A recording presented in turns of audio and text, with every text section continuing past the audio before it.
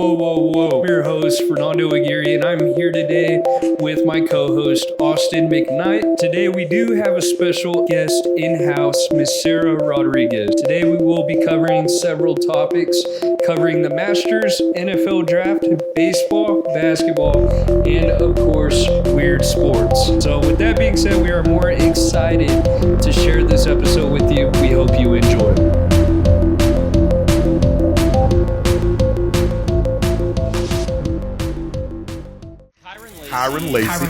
Kyron Lacey was found dead in Houston. You say you're small and not with the mission. You're tired of moving your body's aching.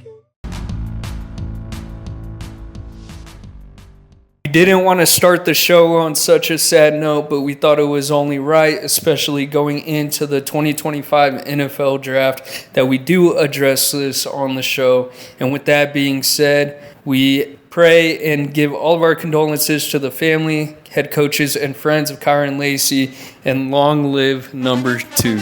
Speaking of the 2025 NFL Draft, it is scheduled for April 24th of 2025.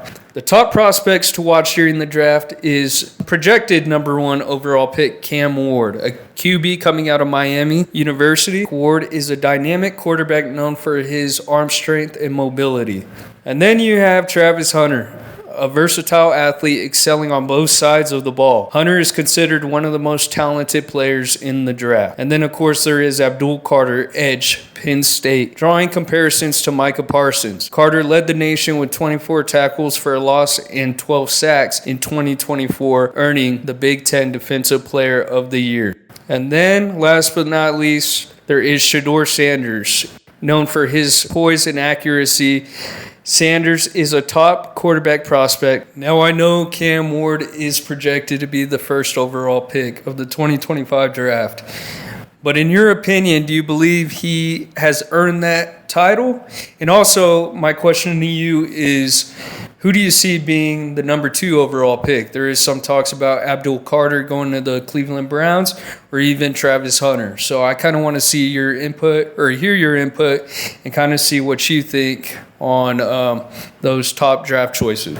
Okay, Fernando, I really don't know why everyone is hopping on the Cam Ward bandwagon here. To think about it, he spent like 2 years playing barely D1 football at Incarnate Word, and now everyone decides he's the best quarterback out of this draft class. Like, I don't know. He just popped out of nowhere. I think he just runs around loosely, too loose. Reminds me of Johnny Manziel. He just doesn't have all the physical tools. I honestly think I'd pick Travis Hunter number 1, say it bluntly. What are you talking about? You literally just compared Cam Ward to Johnny Manziel, one of the greatest college athletes of all time. Yeah, you saying he runs around like a pansy. I said he reminds me of Johnny Manziel. It's not like he's massive, like some crazy frame, Cam Newton type of guy. I don't know, man. With that being said, I think it is time to introduce Miss Sarah Rodriguez to you guys. She will be talking about some outrageous sports that we just discovered. So with that being said, Sarah, take it away. Hey guys, I'm excited to talk with y'all today. Last week, Team Talk got a few requests, so I'm going to tell y'all a little bit about cheese rolling. Cheese rolling is a traditional sport where a large wheel of cheese is rolled down a steep hill and competitors race after it. The goal is to catch the cheese or be the first person to reach the bottom of the hill. So this happens at the Cooper's Hill Cheese Rolling and Wake, which is held annually near Gloucester, England, on Cooper's Hill in Brockworth.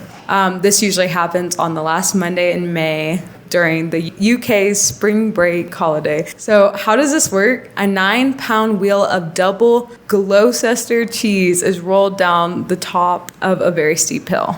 After a 1-second head start for the cheese, the racers hurl themselves downhill. The first person to reach the bottom of the hill wins the cheese and often a trip to the hospital. This is very dangerous because the hill is usually very steep, uneven, and sometimes slippery. People tumble, crash, cartwheel their way down. A lot of these players get sprains, bruises, dislocated joints, and sometimes even concussions. So who can enter? Literally anybody.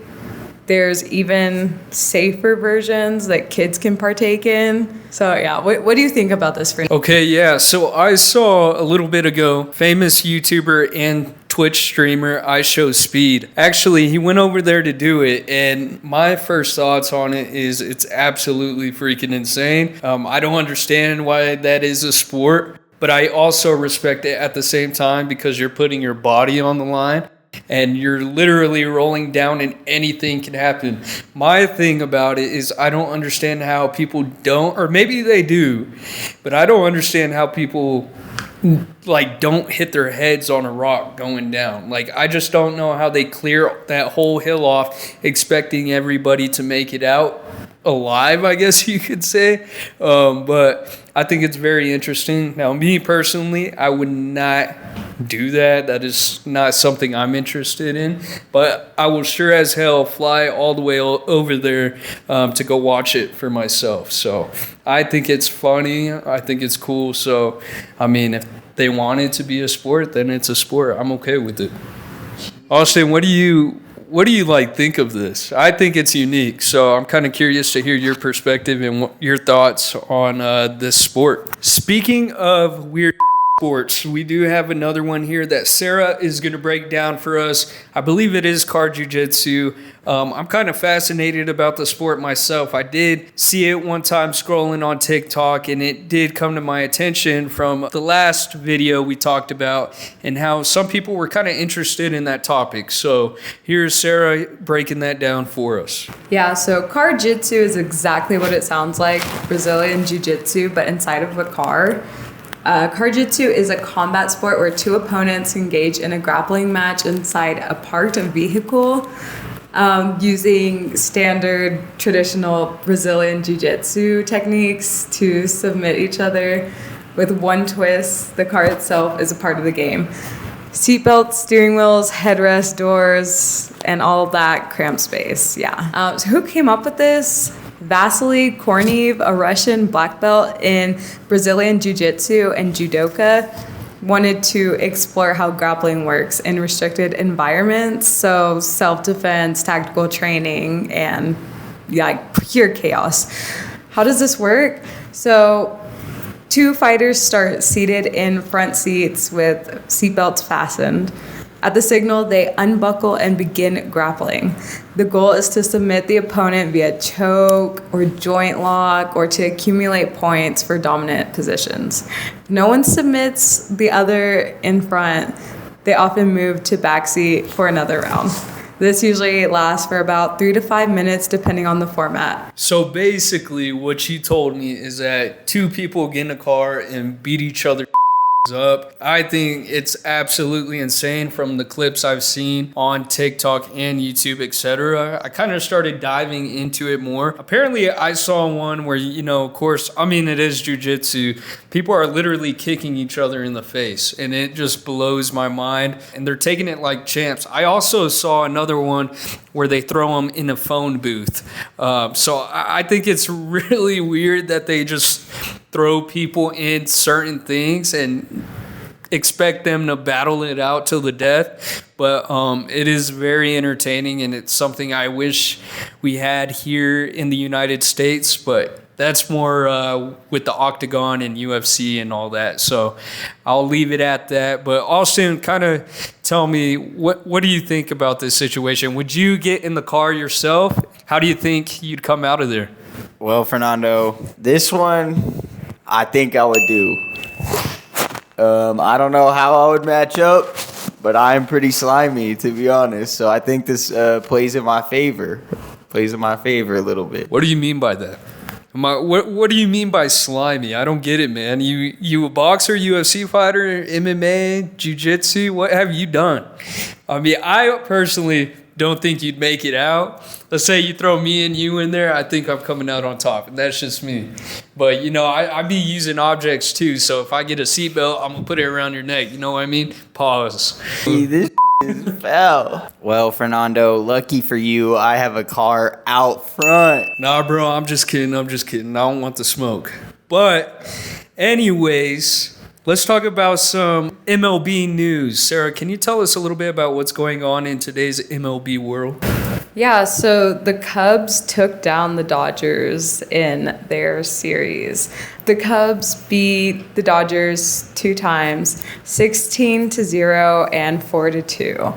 The Dodgers play the Rockies next, who are 3-12, and so the problem here is the Dodgers haven't won a series since visiting the White House.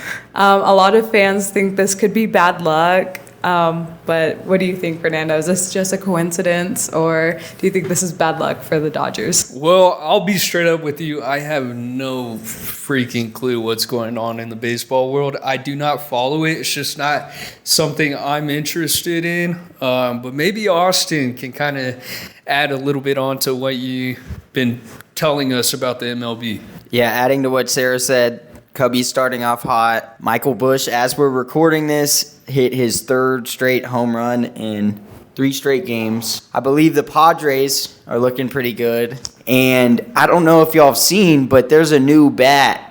They're calling it the torpedo bat, which gives more surface area on the sweet spot, like the barrel of the bat. It essentially looks like a bowling pin.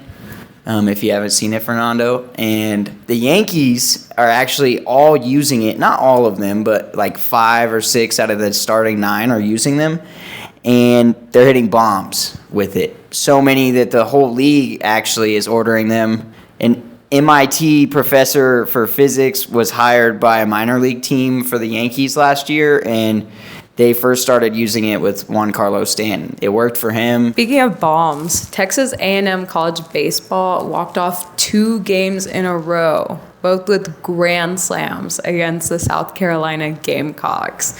I think this is exceptional. What do you think about this, Fernando? Walk-offs on a grand slam is absolutely insane, but to actually do that back-to-back, I don't have no words for that, and I don't even know baseball like that, but I know that it is very exceptional, as you said, and it's very cool to see, and I'm glad that they're getting all the credit and hype that they deserve, because that, for one, is very remarkable and very impressive. Speaking of grand slams, the 2025 Masters was a watershed moment for Rory McIlroy and for golf overall.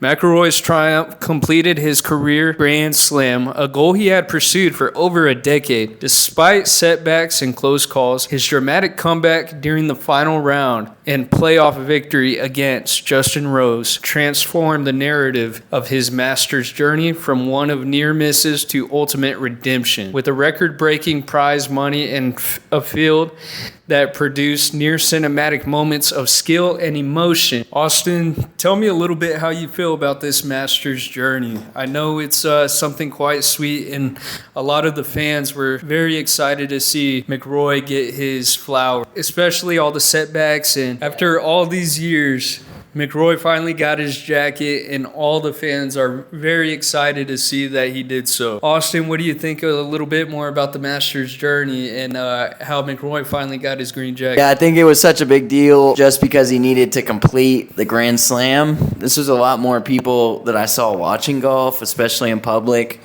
Didn't know that people followed it so closely. I think he had a big deal to do with that. I believe Tiger Woods, I think, was the fastest one to complete that Grand Slam that we're talking about, which means you win all the majors, essentially. I don't know. I'm proud of him, I guess. He's Irish. His last name sounds like mine, I guess. The 2025 NCAA Men's Basketball Championship saw Florida edge Houston 65-63 in a dramatic comeback win at the Alamo Dome. Down by 12 in the second half, the Gators surged back behind clutch plays from Walter Clayton Jr., who was named the most outstanding player. Head coach Todd Golden, at just 39 years old, became the youngest to win a title since 1983. The win marked Florida's third national championship and first since 2007. What are your thoughts behind this game, Sarah? I'm kind of curious to hear what you think about this result of the game. Two number one seeds going against each other. Better team lost this game for sure. I feel like the whole tournament felt that way. Of course, U of H did upset Cooper Flag and his Blue Devil squad. I think that was an amazing game to watch.